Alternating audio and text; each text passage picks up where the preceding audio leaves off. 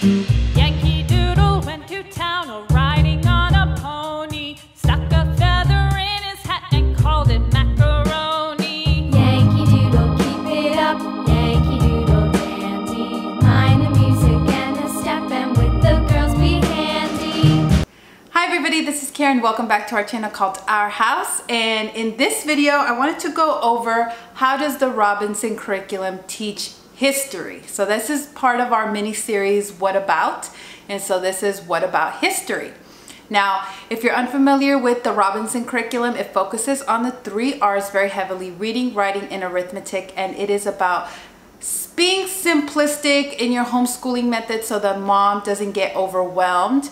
And so the kids actually really have a strong foundation, because often what happens nowadays is that, you know, moms are so concerned with doing a lot of different things and a lot of different subjects, and they do maybe just, you know, like 10 to 20 minutes on each thing.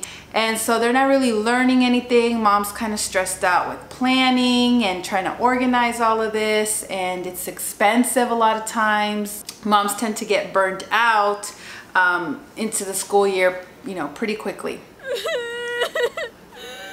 A lot of moms who almost altogether stopped homeschooling and put their kids in some kind of a school found the Robinson curriculum and found out that it was just perfect for them. And especially if you have a large family, this seems to attract a lot of large families. I will leave a link for it down below in the description, so check it out. There's really a lot of great information on the website. So some of the distinctives of the Robinson curriculum is that there's not really any grade levels. You're just starting at the bottom and going up towards this list. Okay, just going down the list of Saxon math and a core order reading book list, and just daily working on writing. So there's not really any grades. It's not like you call up someone and say, give me a 4th grade pack, give me a 4th grade kit. You know, there's no kit. There's CDs. There's one set of CDs for K through 12, and that's it. Or you can do it online, which I recommend, the online version, because there's extra bonuses on there as well. All right, so let's get started. How does the Robinson curriculum teach history? All right, well, it's through books, through living books. I've used this example before. Why would you read about George Washington in a textbook when you can read his memoirs, what he wrote? Okay, why read a textbook written by some college graduate about U.S. Grant when you can actually just read the personal memoirs of U.S. General Grant, volumes 1 and volumes 2 for your American history? So it kind of takes that approach, just going straight to the source, reading a lot of autobiographies and other historical books instead of purchasing textbooks, workbooks, you know, everything like that. The Robinson curriculum is comprised of a core order book list. Okay, there is some additional reading if you get through it all, if you need more, but I find that the core order book, you know, is probably enough for the average kid. It goes in order of difficulty, you know, from easiest book to read to hardest book to read. That's it. There's no grade levels or anything like that. It's not like you're reading a history book and a economics book and a literature book at the same time, all 3 books at the same time. I guess you could if you wanted to, but it's not really set up that way. You're reading one book at a time, working on the vocabulary from that one book at a time. So you're not always going to be in a history book. You just go with whatever book you're on in the order. So I'm going to be giving you some American history titles. Now, someone has put the book list in categories of genre, so that makes it really easy for me to tell you and give you some examples of what are the history books in that list. Okay, so here are some examples of American history in the core order list. We have The Life of George Washington, our hero General Grant. Those are ones my kids are reading.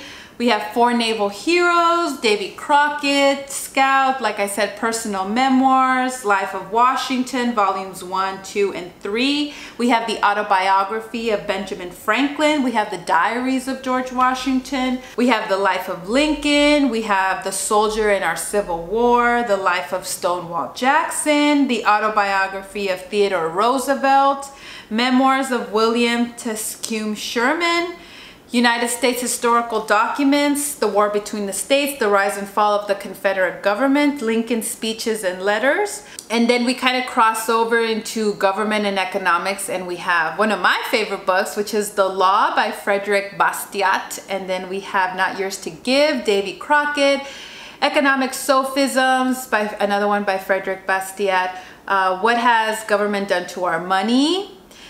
I really like these books. Okay, Economics in One Lesson, On That Day Began Lies by Leonard Read, Wealth of Nations, The Prince, The Federalist Papers, The Enterprising Americans, Fiat Money, Inflation in France by Andrew Dickinson White.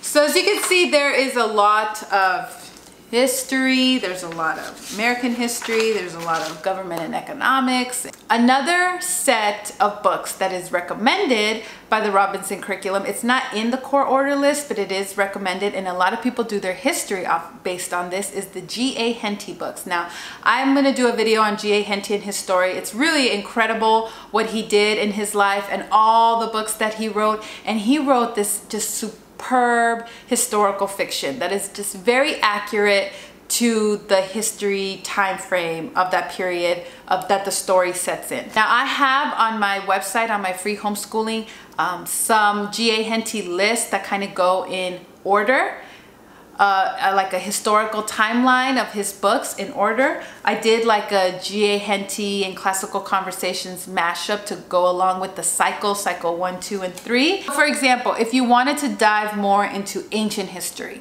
okay, I would recommend reading The Cat of Bubastes, The Story of Ancient Egypt, which sets in 1250 BC. Or you could do AD 61, Barry and the Briton, A Story of the Roman Invasion, or AD 70, For the Temple. I want to read that one. A Tale of the Fall of Jerusalem.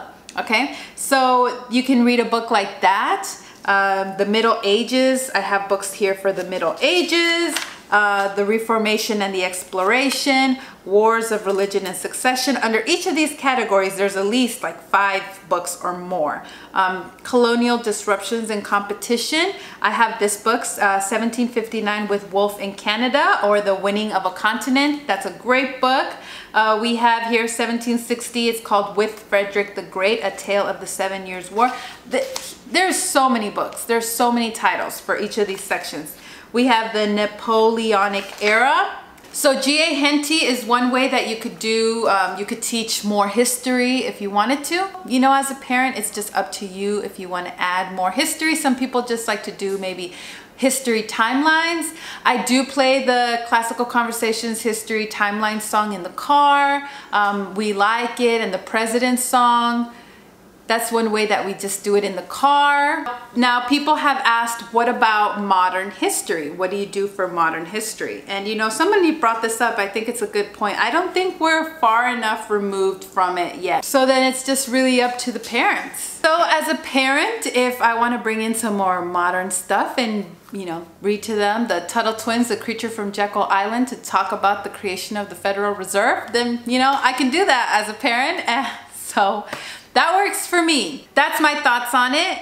So that's how the Robinson curriculum covers history, what it covers, and some additional resources like the G.A. Henty books that you can use. If that's something that you really have questions about and you're looking for recommendations on modern books and you're not on the Facebook groups for the Robinson curriculum or any other homeschooling groups, let me know in the comments below, because I'd be happy to give some recommendations, you know, just from my perspective. But again, everybody, it's so close to recent times. Everybody has their own perspective on it. So that's why I think we're not far enough yet removed from it to have a clear perspective. But, you know, we all have our thoughts and opinions, and there's resources out there to match any one of those viewpoints. You know what I mean? Other ways that I know families cover history is maybe they'll do Story of the World, the audiobook. They'll play that. You know, these are just ways without it being very time consuming.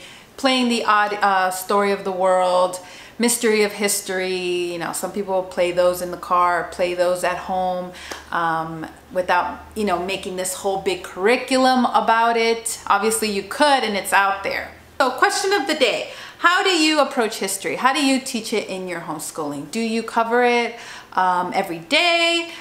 Do you use timelines? Do you use just audiobooks? Do you have a full set curriculum on it?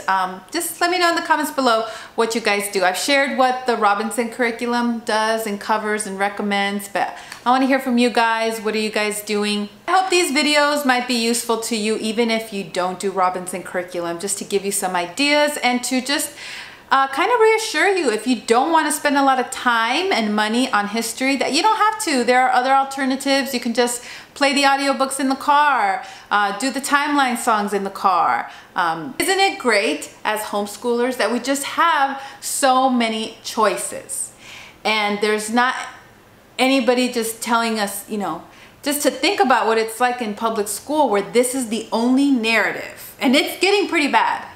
It is bad. This is the only narrative, this is the only viewpoint, and history is kind of getting a makeover. Like we're seeing it. History is getting a makeover. Things are being erased. Things are being glossed over to just kind of make it more politically correct. But kids should know the real history, you know, so that mistakes are not repeated again. History repeats itself. So how can we avoid the mistakes from the past when we don't even know what they were anymore? They're just kind of being glossed over and given a makeover. So as homeschoolers, no matter what approach you use, no matter what you're doing, just realize how amazing it is, what a gift we have to be able to give our kids such a strong foundation and to give them truth, and not have just this one narrative, this one viewpoint, this one view of history forced on them, and to help them be able to just think critically. So no matter where you stand on this, what program you use, what your approach is, I think we can all agree that it is a gift that we have. It is a blessing that we get to choose, and that our children can just learn the truth. Don't forget to subscribe before you leave. And I'll see you next week with new videos. Thank you so much for watching. Bye. Henty, my